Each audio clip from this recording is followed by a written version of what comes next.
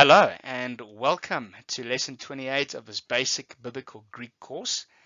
In today's lesson we are going to continue learning about Greek participles. We'll start the lesson by doing a brief revision of attributive and substantive participles, but then we will quickly move on to adverbial participles and begin with the characteristics of them. After that, we will look at the general translation process for participles, and I will teach you 3 important steps that you need to follow as you go by translating participles. And then we'll look at a use of some verbal participles called the genitive absolute that is often found in the gospel narratives. And then we'll finish with our vocab for this lesson and do some translation work, just practicing the general translation process that we learn. So once again, I really do hope that you're excited to dig deep into God's word and to grow in your understanding of this incredible language that God used to write his word in.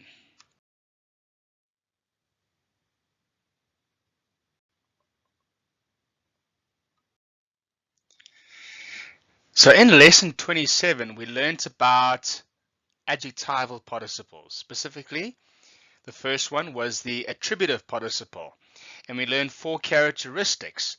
Firstly, it will agree with the noun it is modifying in case, gender, and number. And that noun we could call the subject or its referent. The second characteristic, it usually has a definite article. The third characteristic, it will therefore stand in the attributive position. That's the application of rule 2, which tells us that the article will come before the adjective or the participle that's functioning as an adjective and not the noun. And then the fourth characteristic, it is usually translated with a relative pronoun. For example, who, which, that, etc. So those were the characteristics of the attributive participles, but we also looked at the substantive participle, and we looked at 4 characteristics as well. The first one, the participle functions as a noun. Broadly speaking, that could be a subject, direct object, indirect object, etc. And this is a very common use of the Greek participle in Greek. The second characteristic, it also has a definite article, but it does not modify or qualify a noun. The third characteristic, it is usually translated with phrases such as these: the one who, he who, that which, or sometimes it can simply be translated as a mere noun. And then the fourth characteristic is that it stands in the predicate position. And that's the application of rule 1. Right, so that really, in a nutshell, is a summary of what we covered in lesson 27. So let me remind you of the overview of the categories. Greek participles can be broken down into 2 main categories: adjectival and verbal. So in the previous lesson, I introduced you to the first category of Greek participles, and we looked at attributive and substantive participles. All right, so that was this column over here. Now, in today's lesson, I'd like to focus on verbal participles, specifically adverbial participles, and we'll look at one use of adverbial participles, that is the temporal use, as well as other verbal participles, and then we'll look at one example together, which is called the genitive absolute. Right, so today's lesson we are focusing primarily on verbal participles.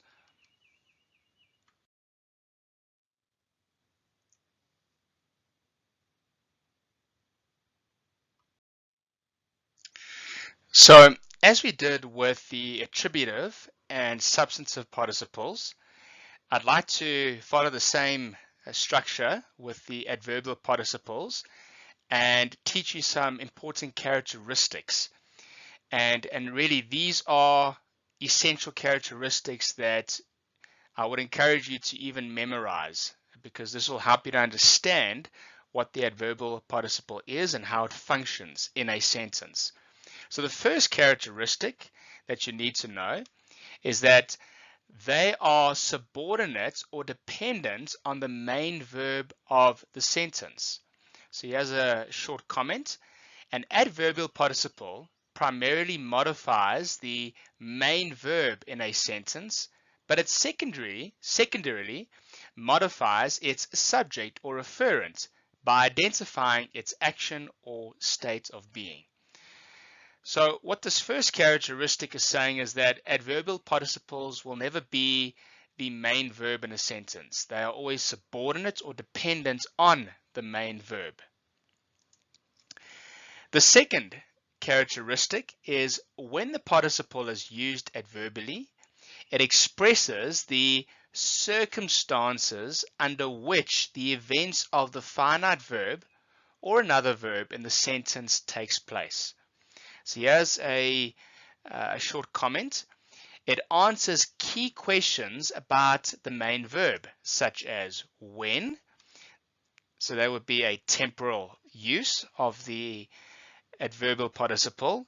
Why, that is purpose or cause, and how, that would be means. Right, so this is a very important characteristic. So the adverbial participle will express the circumstance under which the events of the finite verb or the main verb take place in a sentence. The third characteristic is they are generally not preceded by an article. So whereas attributive and substantive participles were accompanied by an article, adverbial participles are not preceded by a Greek article. Let's continue with the characteristics of adverbial participles. The fourth characteristic is this. They stand in the predicate positions. That's the application of Rule 1. So because it stands in the predicate position, it agrees with its referent in gender, number, and case. And then the last characteristic that you need to know is this. They often are found at the beginning of a sentence or a clause. Not always, but generally speaking, you'll find them at the beginning of a sentence. Right, so I really want to encourage you again to take the time to go through these 5 characteristics of adverbial participles and to learn them well.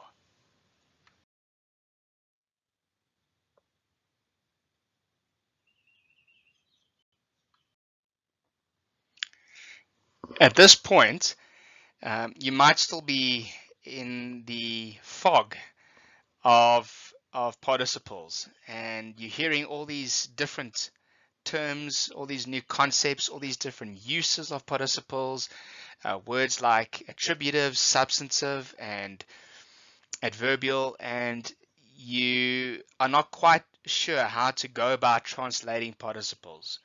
Well, I'm going to show you now the general translation process for translating participles, and I'm going to give you 3 steps that if you follow systematically every time will lead to a very strong possibility that you will correctly translate Greek participles. So the first step is this. Find the kernel of the sentence. If you can't remember what the kernel of the sentence is, it is the main verb, the subject, and the complement. Finding the kernel is important because a participle must be translated with respect to a main verb. Because as we learned in the previous lesson, a participle will never function as the main verb of the sentence. All right. The second step is this.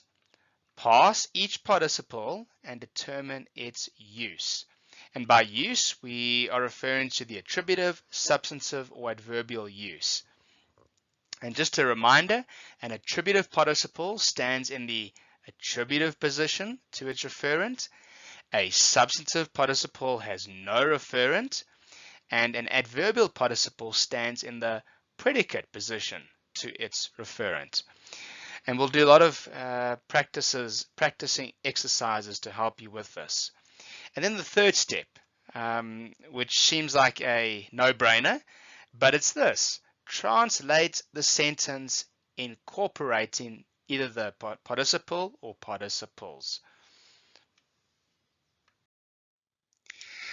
Now, before we practice the three steps for translating participles, I just need to teach you one use of adverbial participles, and that is the temporal participle.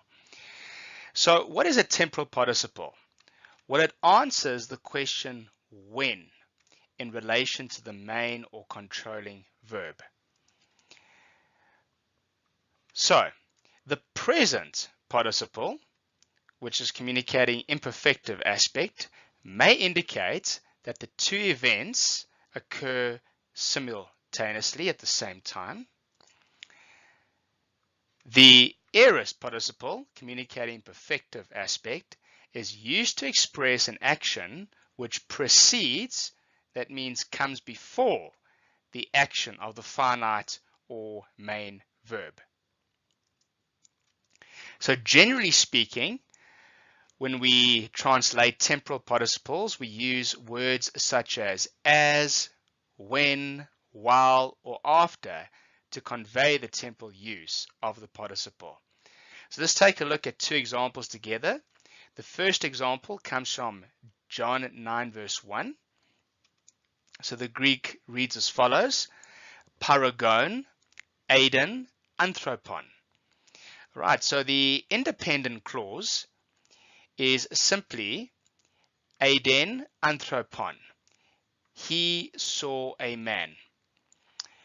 And then we have the present participle, paragon. So because it's present, it refers back to the second point here, that it may indicate that the two events occur simultaneously.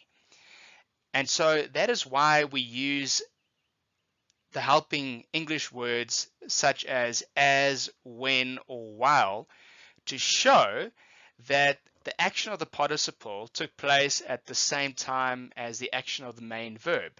So when did he see a man? Well, at the same time, simultaneously as he was passing by. And then in the second example, which comes from Hebrews 1 verse 3, the Greek reads as follows: katharismon ton hamartion pueisomenos ekathisen. Ekathisen. And so the independent clause is simply this one verb here, ekathisen, which is he sat down, and the rest is the dependent clause with the participle there, poieisomenos, so it's an aorist participle. So now this third point will come into play here. The aorist participle is used to express an action which precedes, comes before the action of the finite verb. So when did he sit down? Well, only after making purification for sin. So to convey that time frame, we use the English word after. Right, so I hope that these two examples help to clarify how we translate temporal participles. But essentially, they answer the question when in relation to the main or controlling verb. Right, now that we've looked at temporal participles, let's now practice using the three steps of our general translation process. So our first example, using the three steps, is this. The Greek reads as follows: baptizon tous anthropous ha apostolos eblepse ton iesun. Right, so step one is find the kernel of the sentence. So let's break this down. And the question is this: what is the main verb, the verb with personal endings? All right, so take a look at that Greek sentence and try and spot what is the main verb in the sentence. Okay, and the answer is Eblepse. Eblepse is the main verb of the sentence. The second question, who or what is its subject? Who or what is its subject? And the answer, ha apostolos. All right, we have the article there that gives us a clue because it's in the nominative case. The third question, who or what is its object? Who or what is its object? So look for something in the accusative case. And the answer is ton iesun. So the kernel construction is therefore ha apostolos eblepse ton iesun, which we could render in English as the apostle saw Jesus. Right, so this is our kernel of the sentence, or our independent clause, because it includes a subject, a main verb, and a complement, which in this case is a direct object. Let us now move on to step 2, which is parse each participle and determine its use. So we need to identify and parse the participle. All right, so have you identified it? Remember that the kernel of the sentence is ha apostolos eblepse ton iesun. So the participle is baptizon. So we've identified it, and now we need to parse it. So we give the verbal characteristics first and then the adjectival. So this is a present, active, nominative, masculine, singular of baptizo, which means baptize. The next question is, with which noun does the participle agree in case, gender, and number? And the answer is apostolos, which therefore must be the subject or referent of the action baptize expressed by the participle. And then continue with step 2. So we've passed each participle and now we need to determine its use. So we ask the question, what is the use of the participle? Is it attributive, substantive, or adverbial? And there's a hint, whereas an attributive and substantive participle takes an article, an adverbial participle never does. So if you look at the top again, our participle is baptizon, and it doesn't have an article, so it is being used adverbially. The next question is, who or what is the object of the action expressed by the participle?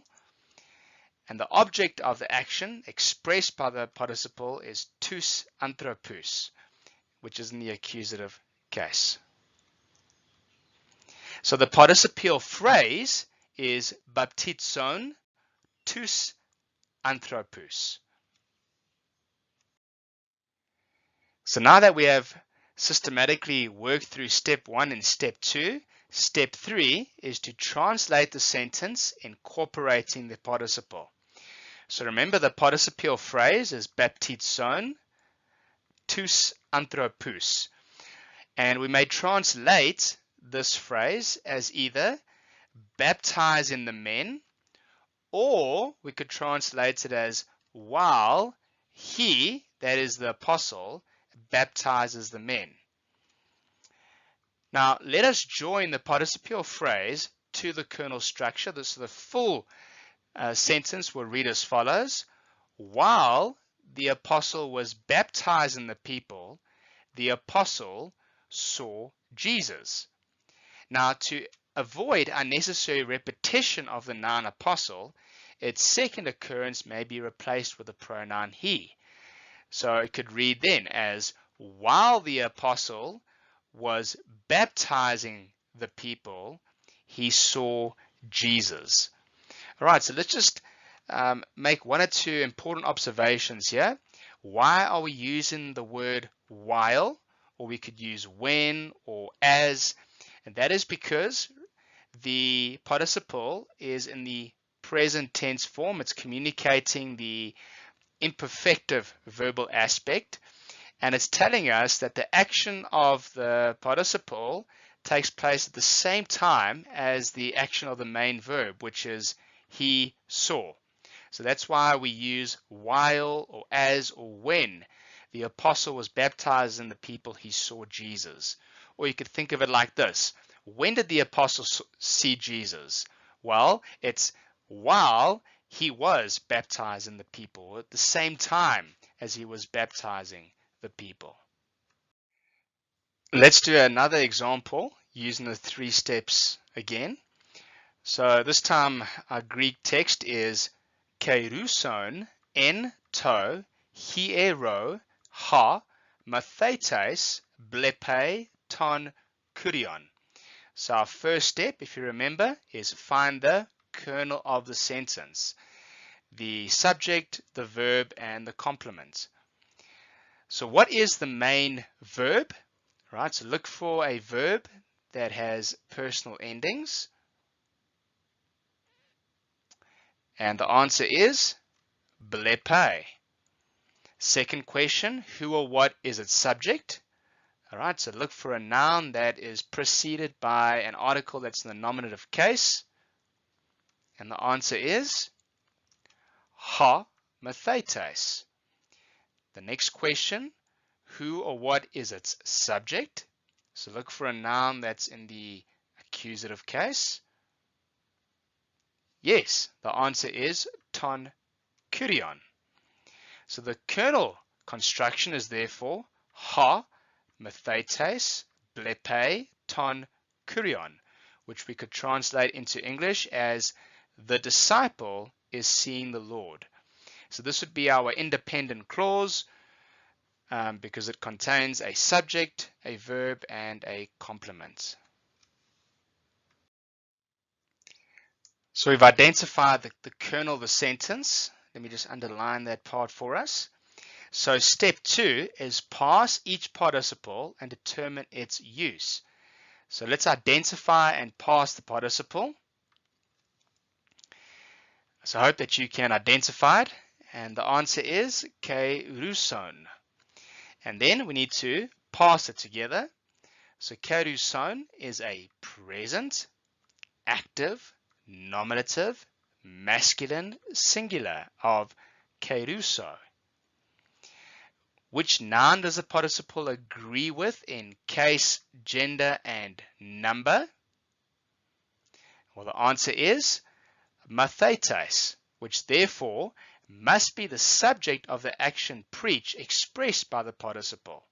Right, so both the participle and the subject agree in case, gender, and number. All right, so that's why we say that mathetes, which is disciple, must be the one who's doing the action of the participle.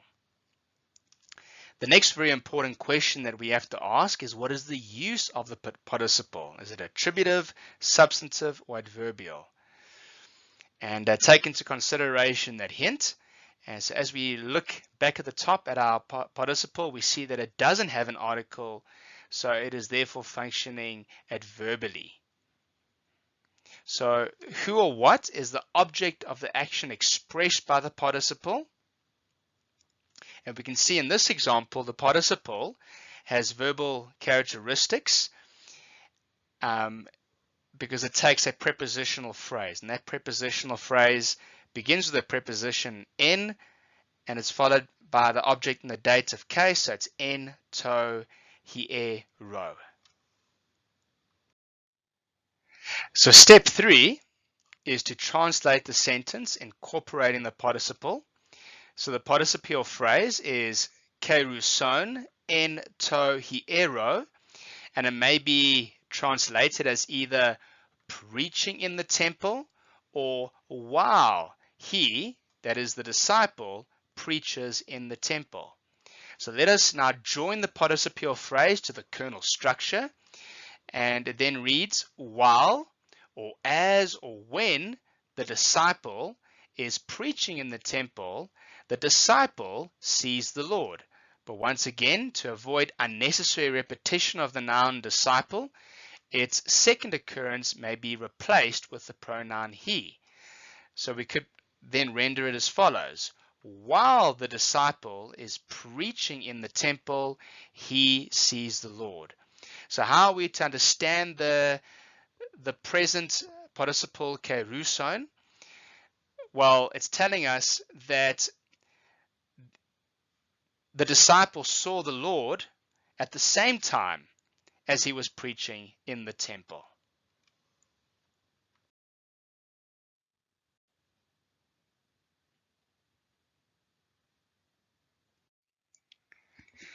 It's now time to look at one use of other verbal participles, and this specifically is the genitive absolute. So what is the genitive absolute? Well, in order to introduce you to this concept, I want to go back to the previous example that I just did with you, which was keruson en to hiero ha mathetes blepe ton kurion, which we could just loosely translate as preaching in the temple, the disciple sees the Lord. Now, we learned from this example that ha mathetes is the subject of both the main verb sees and preaching, which is the participle in this example.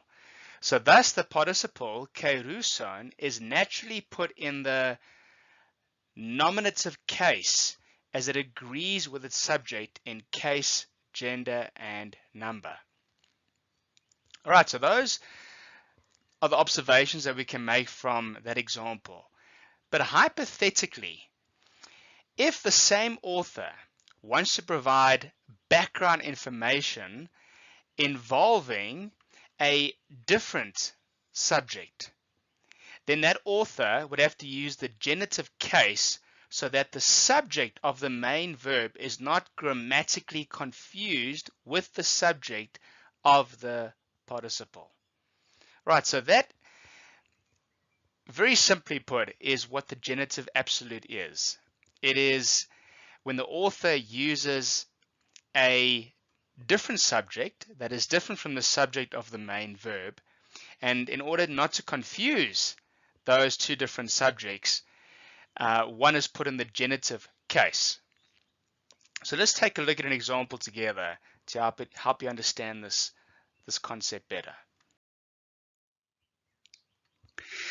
So the example of a genitive absolute comes from John 8 verse 30, and the Greek reads as follows: Tauta autou laluntos poloi epistuson, which translated is, as he was saying these things, many believed.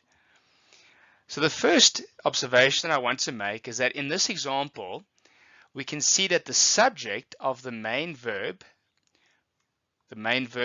is epistuson, believed, is poloi. So because poloi is the subject of the main verb, it is placed in the nominative case. The second observation that I want you to notice is that because the subject of the participle, which is laluntos, has a different subject, which in this example is autou, he, it is placed in the genitive case. Right, so in the previous example, we saw that the subject of both the main verb and the participle were the same, and so they were both placed in the nominative case. But here, the author is using two subjects. The first subject is poloi, and because it is the subject of the main verb, it's placed in the nominative case. But the second subject, which is the subject of the participle, is not related to the main verb of the sentence. It's providing us with background information, and so it's placed in a different case, and that is the genitive case. So we can say that the subject, right, in this example, he or autou, is absolute because it is not grammatically dependent on the rest of the sentence.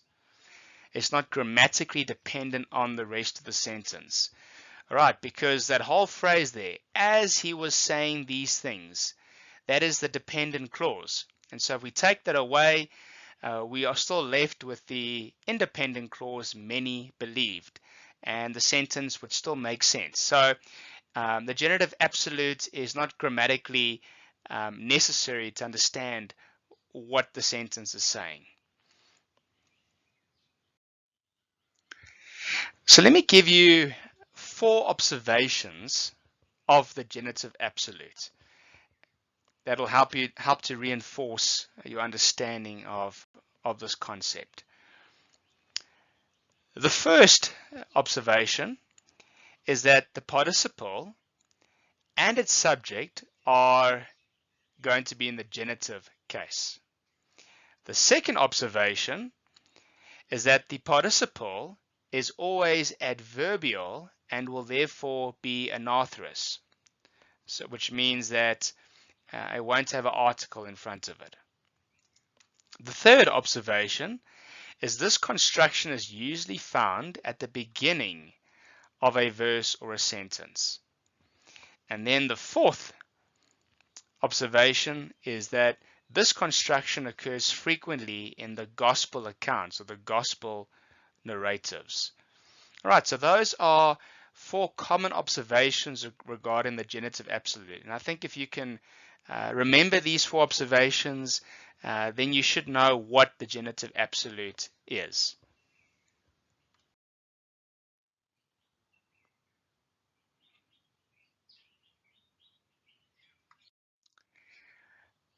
Let us now learn our new vocab for this lesson.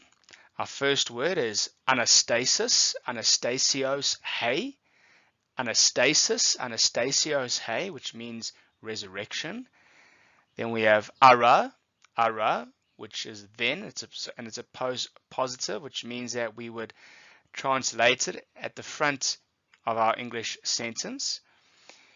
Next we have emos, eme, emon, emos, eme, emon, which means my or mine. Then we have misos, mise, mison, misos, mise, mison, which means middle or in the middle.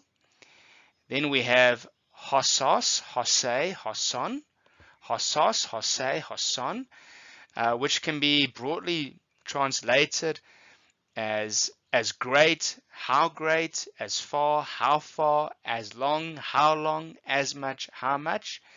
And so you'll have to look at the text to see which is the most appropriate way to render this Greek adjective.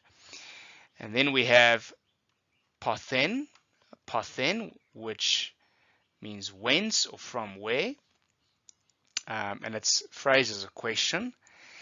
And then we have presbyteros, presbytera, presbyteron, presbyteros, presbytera, presbyteron, which is an adjective, means older, or as a substantive, means elder, often referring to a church officer.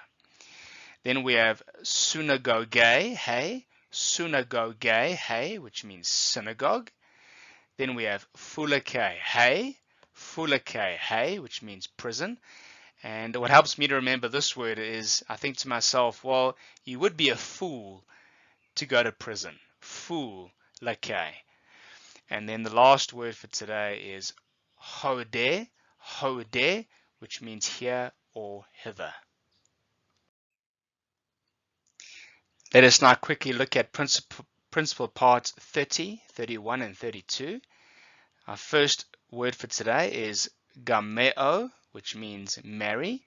So the principal parts are gameo, gameso, egamesa, egamethain, gegameka, gegamai, gegamai. Our second word is gelao, which means laugh. Our principal parts are gelao, gelaso, egalasa. And then for the remaining tense forms, there is no occurrence of this in the New Testament. And then our last principal part for today is ginomai, which is become. So this is a very common linking verb. So the principal parts are ginomai, genesamai, egenomain, egenethein, gegona, and gegenemai. Gegenemai.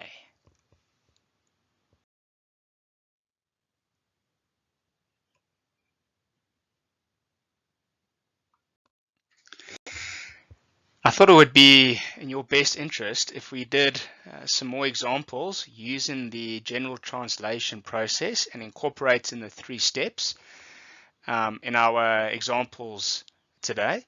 So let's go through 3 examples together. The first Greek example reads as follows: Ha pempsas me estin alethinos hon humes uk oirate.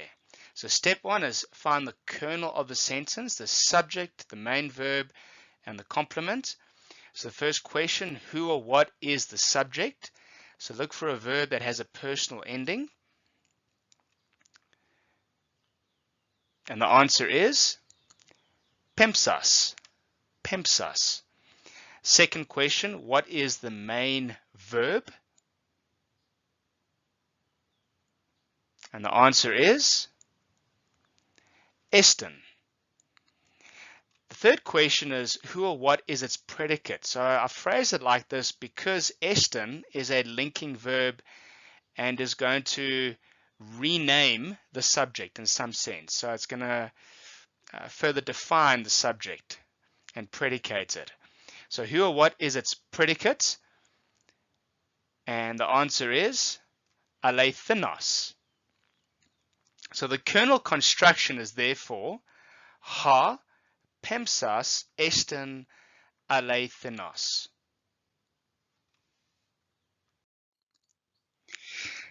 Step 2 of the translation process is to parse each participle and determine its use. So here the participle is the same as the subject, pempsas. So let us parse it. It's a first aorist, active, nominative, masculine, singular. And it comes from pempo, which means send. So you should already know how it's being used, but let's ask ourselves the question, is it being used attributively, substantively, or adverbially? Could it be adverbially? Well, the answer is no, because there's an article that comes in front of it. So it's either going to be attributive or substantive. Is it attributive? Well, if it was functioning as an adjective, then it would need to modify a referent, which it doesn't. And so by process of elimination, we can see that it's functioning substantively as a noun, and in this case as the subject. So we could translate this participle as follows: either the man who sent, because it is masculine, or he who sent, or we could go for more generic translation, the one who sent. So the final step, step 3, is to translate the sentence, incorporating the participle. And so putting everything together, our independent clause is the one who sent, and then we have me. So we can see there that the participle has verbal characteristics in that it takes a complement. In this example, a direct object, which is me or me, is true. So there's our linking verb with our predicate adjective. And then we have a dependent clause, whom you are not knowing. And this phrase, whom you are not knowing, is triggered by a relative pronoun, which is hon, and can therefore be called a relative phrase. and it is a dependent clause and relies on the independent clause to make sense. Let's move on to our second translation example. The Greek reads as follows: Ake kaamen ta reithenta hemin kai thelamen idein ton Christon. So the first step is find the kernel of a sentence, and I hope that this process is becoming second nature to you. So what is the main verb, i.e. the verb with personal endings? Before I give you the answer, I just want you to notice that in this example we have a conjunction, which is kai, and it's a coordinating conjunction which joins two clauses together.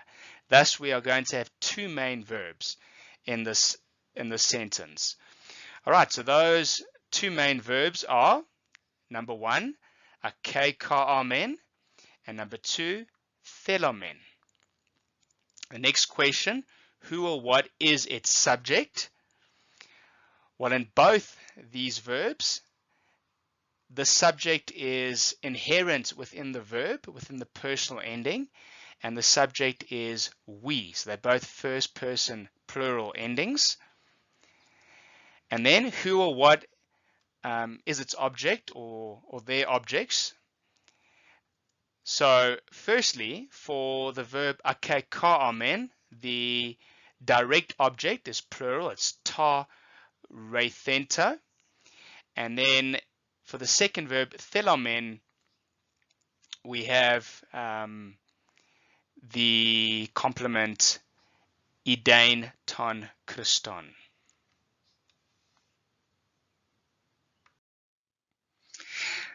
Step 2 is to parse each participle and determine its use. So identify and parse a participle. All right, there is one participle in this example, and it is reithenta. And if we parse it, it is a first aorist, first passive. We can see the tense formative, the theta. We also recognize the participle morpheme for the first aorist, first passive, which is also nu tau. And this is a accusative case. It's neuter and it's plural. So what is the use of the participle?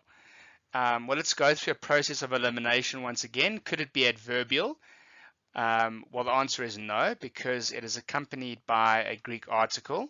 So it's either attributive or substantive. If it were attributive, it would be modifying or qualifying another noun. And this example, it doesn't do that. So here it is functioning as a substantive participle. And so if we had to translate it, this translation can be quite tricky, and I just want you to think through this. We translate it as the things that have been spoken, or the words that have been spoken. All right, so this is quite tricky because we're taking one Greek participle and we're having to use quite a number of English words to render the meaning of this participle. So based on the passing information, we can see that it is neuter. All right, that's why we are using the things or the words, and it's plural. And then we are having to supply that have been, all right, because it is a passive voice showing that the action is being done to the participle, and then it actually means spoken. All right, so the things that have been spoken or the words that have been spoken would be an accurate rendering of reithenta. So step 3 is translate the sentence incorporating the participle. So the first clause we could translate as, we have heard the things that have been spoken to us. All right, so because the participle is in the accusative case, it is functioning as the direct object of the verb heard.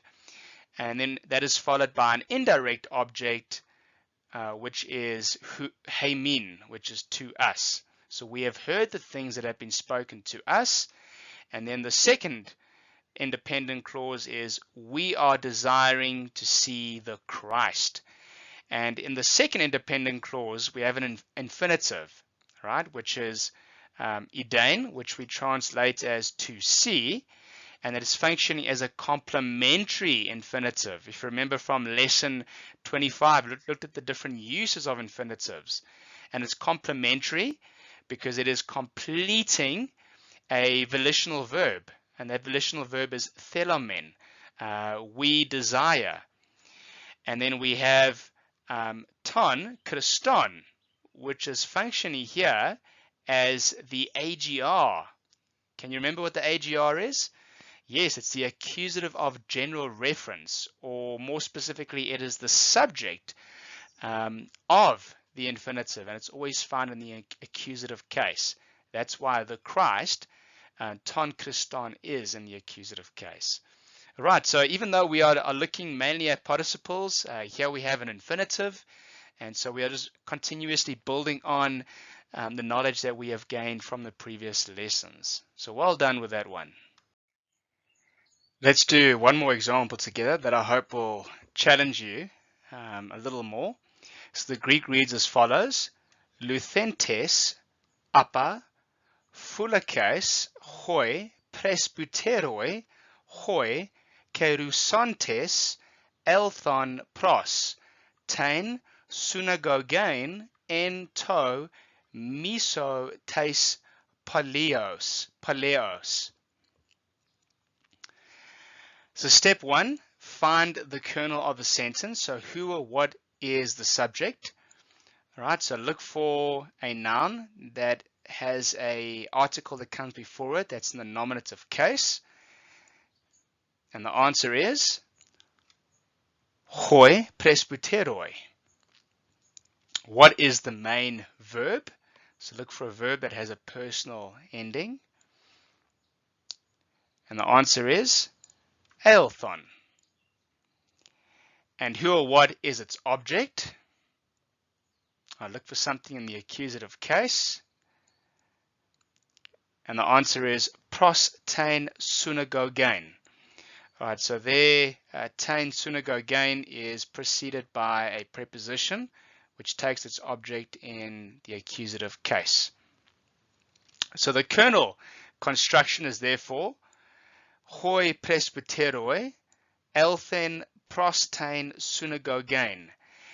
The elders came to the synagogue. So we have a subject, a main verb, and a complement. Step 2 of the translation process is parse each participle and determine its use. So identify and parse the participles. So there's two participles in this sentence. I've underlined them both for you. The first one is luthentes. So let's parse this. It's a first aorist, first passive, nominative, masculine, plural.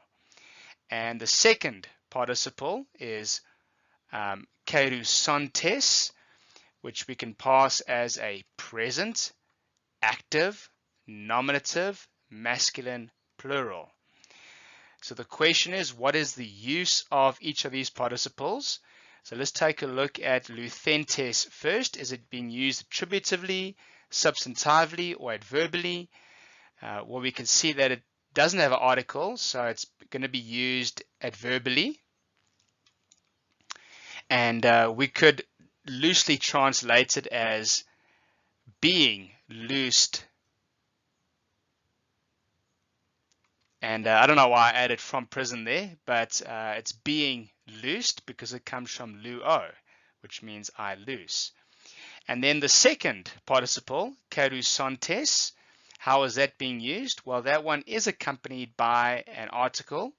So it's either going to be used attributively or substantively. And if you look at the context, it is attributive because it's going to be modifying the subject, hoi presbyteroi.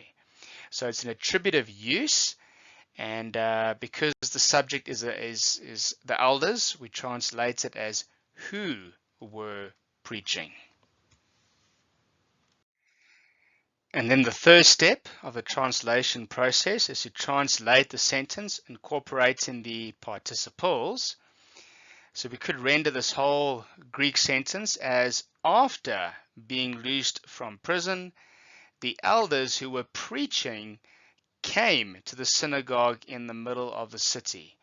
Right, so we could insert the English word after, because the first participle, luthentes, is an aorist participle, communicating perfective aspect, and that is used to express an action which precedes or comes before the action of the finite verb. Right, so we could translate it as, after or having been loosed from prison, then the elders who were preaching came to the synagogue in the middle of the city. Also notice that the object of the first participle is upper fuller case, and this is called a prepositional phrase because it begins with a preposition upper, and therefore prison is in the genitive case because upper takes its object in the genitive case.